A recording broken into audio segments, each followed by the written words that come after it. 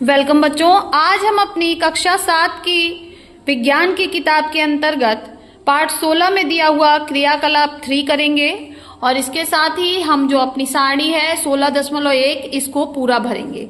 इसके लिए हमने एक मोमबत्ती ले ली है, एक पर्दा बनाने के लिए व्हाइट पेपर ले लिया है और अवतल दर्पण को इसमें सेट कर लिया है। आइए अपने एक्सपेरिमेंट को करते हैं। देखिए, पहले हमने दर्पण से 10 सेंटीमीटर की दूरी पर मोमबत्ती को रखा है और इसका प्रतिबिंब हम पर्दे पर प्राप्त करने की कोशिश करेंगे।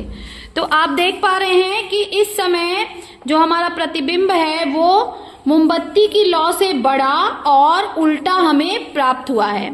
तो इसको हम अपनी सारणी में फिलअप करेंगे कि 10 सेंटीमीटर में रखने पर हमें उल्टा और बड़ा प्रतिबिंब प्राप्त हो रहा है।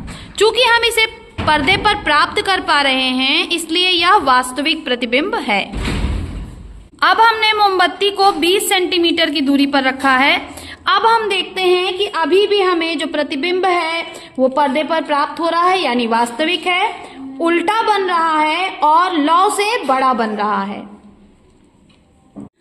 अब हमने मोमबत्ती को अपने दर्पण से 30 सेंटीमीटर के डिस्टेंस पे रखा है और अब हम देखते हैं कि हमारा प्रतिबिंब कैसा प्राप्त हो रहा है।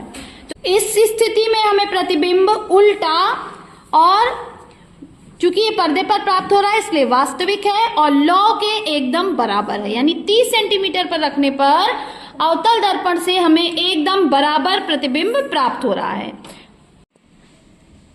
अब हमने अपनी मोमबत्ती को 40 सेंटीमीटर के डिस्टेंस पे रखा है। आइए देखते हैं कि कैसा प्रतिबिंब बन रहा है। इस समय जो प्रतिबिंब बन रहा है बच्चों वो पर्दे पर बन रहा है इसलिए वास्तविक है, उल्टा बन रहा है, साथ ही लौ से छोटा बन रहा है। अब हमने मोमबत्ती को अवतल दर्पण से 50 सेंटीमीटर की दूरी पर रखा है। देखते हैं कैसा प्रतिबिंब मिल रहा है।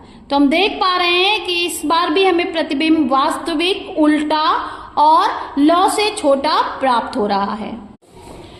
इस तरह से हम अपनी सारणी को भर लेंगे। 50 सेंटीमीटर पर हमें छोटा, उल्टा और वास्तविक मिला है। 40 सेंटीमीटर पर छोटा, उल्टा और वास्तविक मिला है। 30 सेंटीमीटर पे बराबर, उल्टा और वास्तविक मिला है। 20 सेंटीमीटर पे बड़ा, उल्टा और वास्तविक मिला है। 10 सेंटीमीटर पे हमें बड़ा, उल्टा और वास्तविक प्रतिबिंब मिला है।